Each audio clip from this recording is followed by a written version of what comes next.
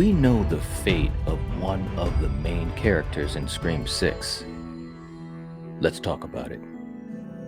Lock your doors, bolt your windows, and turn off the lights. Make sure the kids are safe at home, cause you're headed to the Nightwatch zone.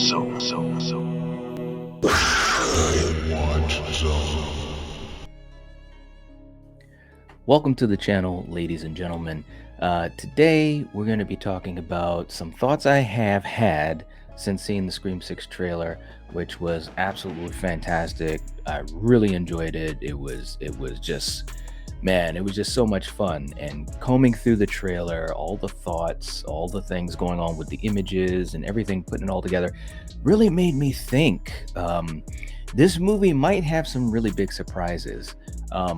The big thing that I want to talk about is that we saw a lot of different images and some different scenes in the trailer. You know, it was great to see, characters like Gail, of course. I'm a huge fan of Courtney Cox, and this character that has just done so many cool things in this franchise. Also, Kirby, of course, is returning, so that's a really big thing, and I'm really glad to see Hayden back in the franchise. We didn't see too much of her in the trailer, but hopefully she'll have some really good scenes. As far as I'm aware of, I think her role is going to be very limited in the movie, but that's okay. Just having her back, knowing that she's alive, at least for now, is really cool. But when we talk about the Carpenter Sisters, that's where things get a little bit interesting, because in the trailer we saw some scenes that really kind of hit home. We talked a lot about this in our trailer reaction live streams, but you hear Sam talking about there's a darkness in me and all these different things, but you see these scenes that play out where she has the gun and she's talking to presumably Ghostface, and she's saying, you came here for me, let's finish this. You want me, so let's finish this. And so forth. And one thing that I found that was really interesting is in that particular scene, while she has the gun, we don't see who she's pointing it to, but I'll get to that in a moment. But she also does that little head tilt thing going on, and I gotta admit, for me anyways, in this trailer, that was one of the things I really enjoyed seeing Melissa do. I'm really rooting for her in this movie to just kind of bring more to this character, and I'm hoping that the story will serve her the way that it needs to, and a lot of that is the writing of the character as well. But when she says that and she does the head tilt, it's just very ominous, and we know that there's that darkness inside of her. We know the connections that she has to the past, obviously with her father Billy. But then we saw another scene in the trailer that really got me thinking quite a bit. There's some scenes where she's with her sister, and they're obviously either surrounded totally by Ghostface killers or something else. Now this is the thing to me, a couple things. Number one, I think that this proves that there's more than one killer. I'm thinking there's at least 3, could be 2, but I'm banking that it's not just one Ghostface killer.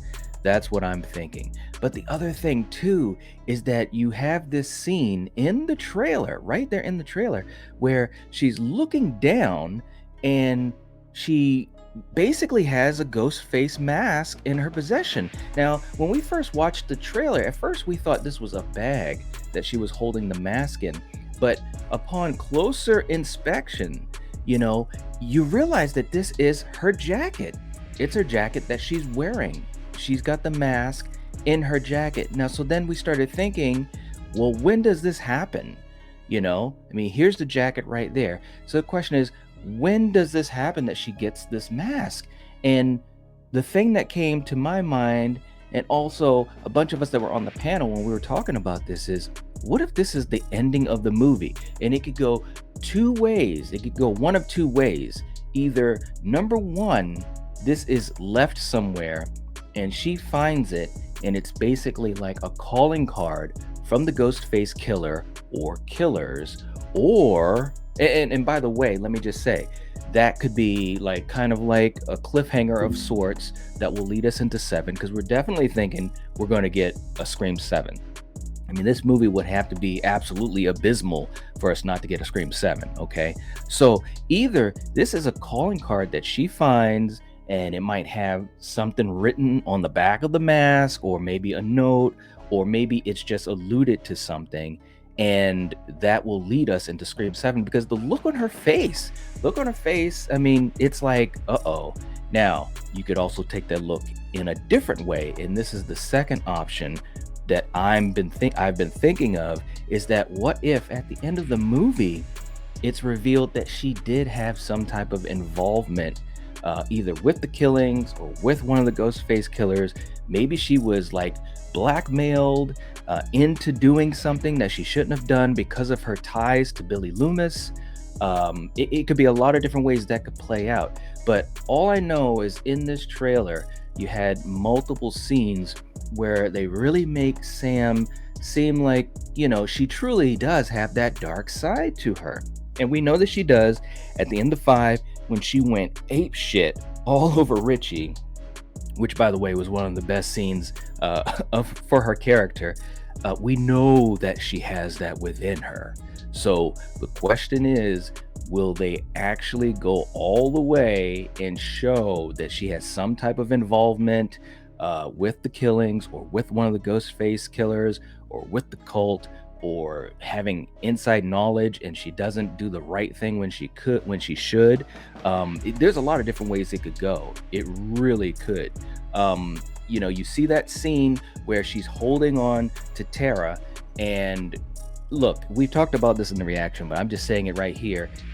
It could mean a couple different things, but one thing's for sure, something's going on, and I'm really curious. Like, this is really getting me so amped up for the movie, because now we've got multiple things going on. We're in New York. We've got more than one Ghostface killer, which, I'm just calling it. We got more than one Ghostface killer.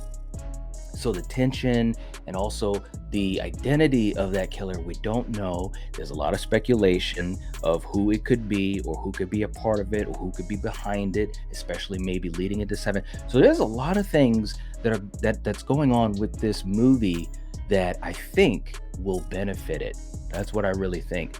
I think Sam, in other words, one way or the other, I think Sam is going to be a very interesting character in this movie, and I'm so glad that's what it's looking like. Now, I could be totally wrong, and maybe she won't be that interesting of a character in this movie, which I think would be horrendous. But, based upon what we saw in Scream 5, I would love to think that Radio Silence knows that they really gotta, really amp up her character as far as just being integral to the story and her moments and her arc and everything. So I'm really pulling for the character. I'm really pulling for Melissa Barrera to really have a standout performance. That would be really cool.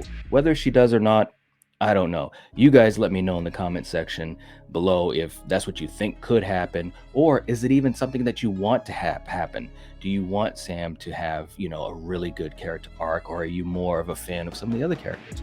Anyways, this is what I think is going to go down. You guys let me know in the comment section. Please like the video. It would help support the channel, and I'd really appreciate it. And if you're not subscribed to the Nightwatch Zone, what are you doing? This is the time to do it. And with all the speculation going on, it's so much fun, guys. It's really so much fun to think about what has been given to us officially, from the studios and from the actors and actresses and so forth. And it's just fun to think about the possibilities that could happen in this movie, which is really shaping up to be a good Scream movie. All of the Scream movies are good. It's one of the most consistent franchises in horror, but I think a lot of people are hoping and really pulling for this movie to do a lot more than 5 did. And being in New York with the cast that it has, I really think it has the opportunity to be better than 5. And that's where I'm sticking with it, guys. But anyways, I'll be back later with some more talk and some more live streams. So definitely hit the notification bell so you know when things will get dropped. And I'll talk to you guys later. If you're watching this, if you're listening to this, you are the Nightwatch. Peace.